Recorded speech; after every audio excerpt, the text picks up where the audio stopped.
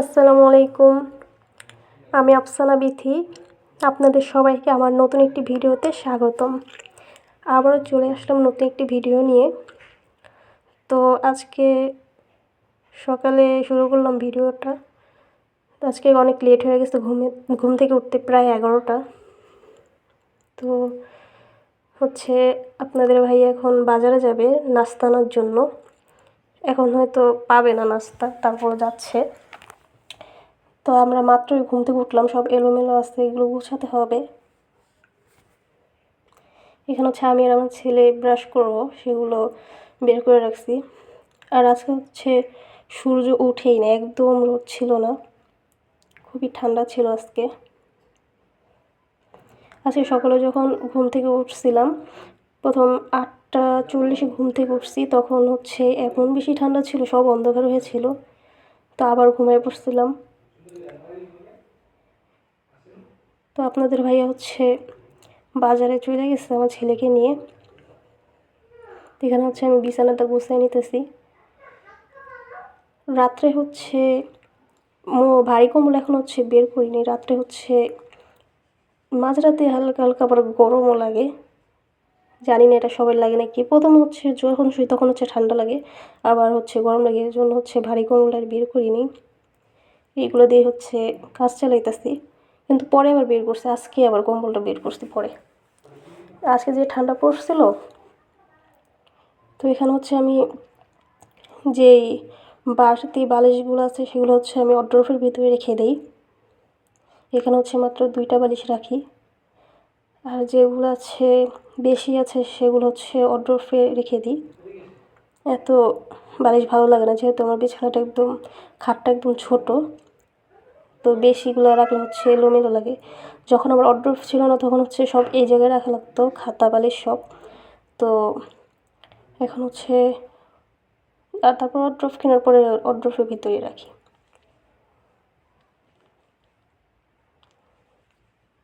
তো একা একা ভিডিও করতে হয়, এজন্য ভিডিও কোয়ালিটি সুন্দর হয় না।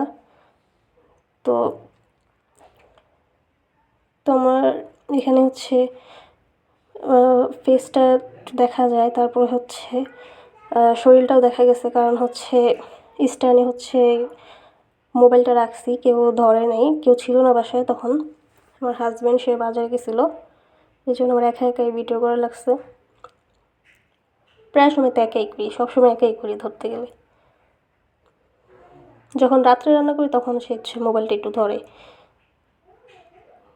তো এই তো আমার বিছানা গোছানো শেষ। আমার ঘুম থেকে উঠলে সবার আগে বিছানা গোছাতে হবে, না হলে তো ভালোই লাগে না। বিছানাটা গোছানো থাকলে ঘরটা একটু মনে যে না পরিপাটি লাগে। বিছানাটা এলোমেলো থাকলে খুবই খারাপ দেখা যায়, বাজে দেখা যায়। তো এখানে জামা কাপড়গুলা গোছায় নেব। এটা প্রতিদিনেরই কাজ। প্রত্যেক দিন রাত্রে ঘুমানোর সময় সব এলোমেলো করে ঘুমায়, সকালে আবার কোথা থেকে যে এতগুলো জামা কাপড় বের হয় আল্লাহই জানে।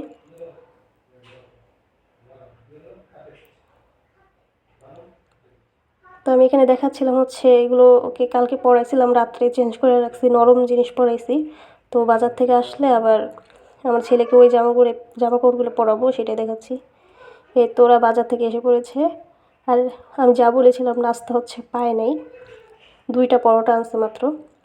আর এখানে আমার হাজব্যান্ড চা বানাইতে দিছে, চিনি, তারপরে লবণ, কী জানি, তারপর চা পাতা সব একসাথে বসায় দিছে। সেটাই দেখতেছিলাম, হাসাহাসি করতেছিলাম যে সে চা বানাইতেছে, সব চা পাতি আগেই দিয়ে দিছে। তারপর চা খারাপ লাগে নাই, মজাই লাগছে। একটু চিনি কম হয়েছিল, পরে আমি চিনি দিয়ে দিছিলাম।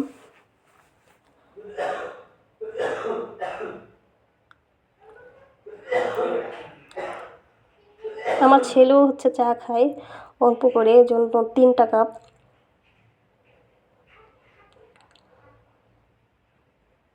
এখানে আমি কাপড় চোপড়গুলো ধুয়ে নিচ্ছি। এখন আমি ছাদে যাবো কাপড় চোপড়গুলো মেলতে।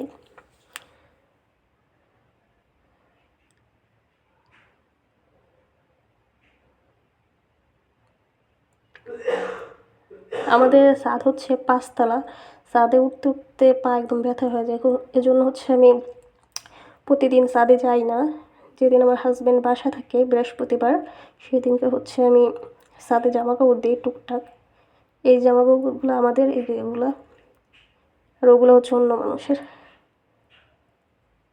তা আমার ছেলেকে ছাদে আনতে হবে, এই জন্য হচ্ছে আমি প্রতিনিয়ত ছাদে জামা কাপড় দিই না। যখন ওর বাবা থাকে তখন ওর বাবার কাছে রেখে তারপরে দিই।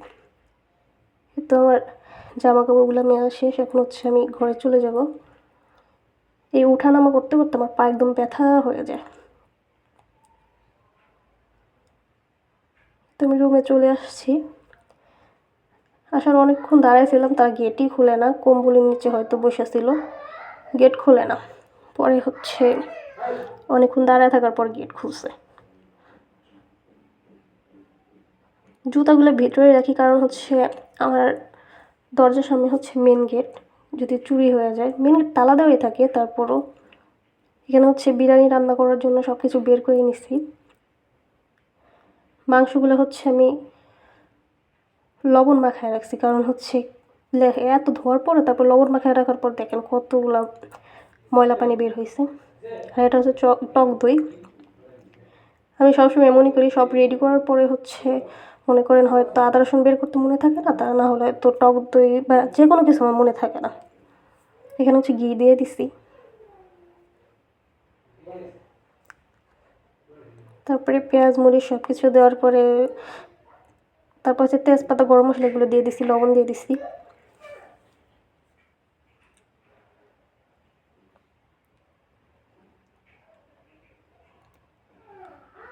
এখানে হচ্ছে আদা রসুন দিলাম, আদা রসুন একসাথে বাটার জন্য একসাথেই দিলাম। আর হচ্ছে এটা কোনো রেসিপি না, আমি হচ্ছে যেভাবে রান্না করি সেভাবেই দেখাইতেছি। আপনারা কিছু আবার বললেন না, কমেন্টে খারাপ কমেন্ট করবেন না। আমি অত ভালো পারি না, যেভাবে পারি সেভাবেই দেখাইতেছি। আর এখানে মুরগিগুলো দেখাইতেছিলাম, দেখেন কত সাদা হয়েছে ধোয়ার পরে। আমি প্রথমে 3-4টা ধোয়া দিছি, 4-5টা মতো ধোয়া দিছি, তারপরে হচ্ছে মনে করেন কেমন জানি পিছলা পিছলা লাগতেছিল। তারপর হচ্ছে লবণ দিয়ে মেখে রাখার পরে তখন একদম সুন্দর হয়েছে ধোয়াটা।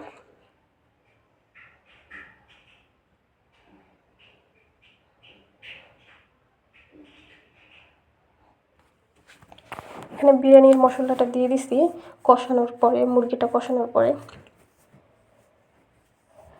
আর একটা স্কিপ হয়ে গেছে, ধনিয়ার গুঁড়ো দিছিলাম, সেটা হয়তো স্কিপ হয়ে গেছে।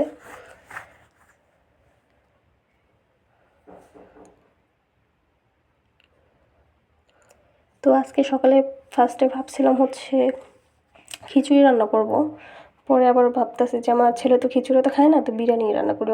বিরিয়ানিটা হচ্ছে অনেক বেশি মজা করে খায়, খুবই পছন্দ করে। এখানে যে টক দই গলেই নেই, যেটুকু গলছে সেটুকুই দিয়ে দিছি।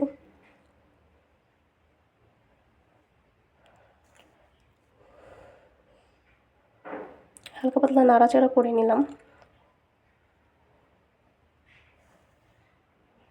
এটা হচ্ছে বাইরে দেখাইতেছিলাম, মানুষজন একদমই কম।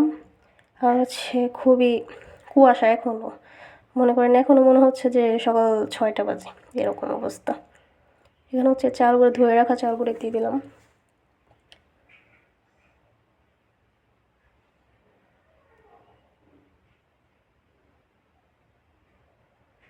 তো আমাদের ঘরে হচ্ছে আমি আর আমার ছেলে বিরিয়ানিটা খুবই পছন্দ করি, আর আমার হাজব্যান্ড হচ্ছে খিচুড়ি পছন্দ করে। তো আমার আর আমার ছেলের পছন্দ সবসময় হয়।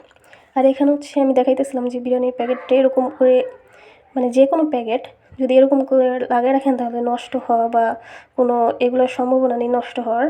তো আমি সেটাই দেখাইতেছিলাম। তো এই টেকনিকটা আমার শিখেছে আমার এক আন্টি, আগে আমি এভাবেই রাখতাম, পরে হয়তো পড়ে যেত, নাহলে কিছু হইতো এরকম। তো আমার এক আন্টি শিখাইছিল এটা, যে এভাবে আগুন দিয়ে করে রাখলে পরে আর জিনিস নষ্ট হয় না বা পড়ে যায় না। এখানে হচ্ছে আমি ঘরের জিনিসগুলো মুছতেছিলাম, সব গুছিয়ে রাখতেছিলাম। কিন্তু যেদিন আমার হাজব্যান্ড বাসা থাকে সেদিন হচ্ছে আমার ঘর গোছানো থাকে না, সে আমাকে যথেষ্ট পরিমাণে হেল্প করে সব কিছুতে, কিন্তু তারপরও কোনো কিছু গুছানো রাখতে পারি না আমি, কেন জানি। কতক্ষণ পরে দেখবেন আবার সব এলোমেলো হয়ে গেছে।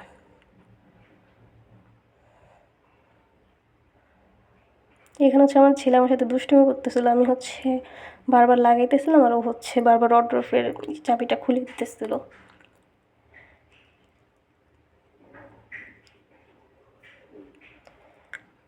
আমার জানালা দিয়ে অনেক হচ্ছে ধুলোবালি আসে, ওই যে ওইখানে হচ্ছে বালির মাঠ দেখতে পারতেছেন, ও এখান থেকে অনেক ধুলোবালি আসে, যে প্রতিদিন আমি খাটের নিচে পরিষ্কার করি আর তারপর হচ্ছে ঘরের জিনিসপাতিগুলো মুছি, কিন্তু তারপরও খুবই অগোছালো দেখায় এবং ময়লা দেখায়। মনে হয় যে অনেক দিন হয়েছে আমি এগুলো মুছি না, গোছাই না, কিন্তু ডেইলি আমি মুছি। ওই যে ওইটা হচ্ছে আমার এক আন্টি থাকে ওই জানালার ওদিকে ওই বাসায়, তো আমার আন্টি খুবই ভালো। একদিন ওনাদের বাসায় গেলে আপনার ভিডিও করব। আমি প্রায় সময় যাই ওনাদের বাসায়, কিন্তু ভিডিও করতে মনে থাকে না বা ভিডিও করি না, শরম লাগে, কারণ হচ্ছে কেউ জানে না আমি হচ্ছে ভিডিও বানাই, তো নতুন নতুন শুরু করছি, তো আস্তে আস্তে সবাই জানবে। তো আমার ওই আন্টিরাও জানে না যে আমি হচ্ছে ভিডিও বানাই, কাউকে আমি বলিই নি। চিন্তা করছি আস্তে আস্তে পরে বলবো, দেখি চ্যানেলটা যদি একটু ভালো পজিশনে থাকে পরে সবাইকে জানাবো। এখানে হচ্ছে আমার বিরিয়ানিটা রান্না শেষ হয়ে গেছে, এখানে হচ্ছে খাচ্ছি আমরা।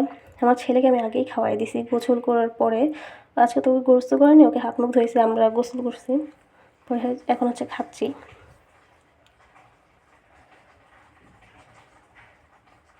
আজকে সারাদিন অনেক কিছুই খাইছি, কিন্তু তেমন কিছু একটা ভিডিও করি নাই। আর এর পিছনে অনেক বেশি কাজ করছি। বিকালবেলা হচ্ছে আমি আমাদের বাড়িওয়ালাদের গাছে পানি দিছি, ওরা হচ্ছে গ্রামে গেছে বেড়াইতে, তো আমাকে বলছে একটু গাছে পানি দিতে, পরে হচ্ছে আমি পানি দিয়েছি। আর এখানে যে শাড়িটা দেখতেছেন, আমি হচ্ছে বিকালবেলায় শাড়ি আনতে গেছিলাম, শাড়ির সাথে পিঠা আনছি, তারপরে পিঠা খাইছি, তারপরে হচ্ছে এখানে চা বানাইছি। তো এই শাড়িতে পুঁতি লাগাতে ভালোই লাগে। তো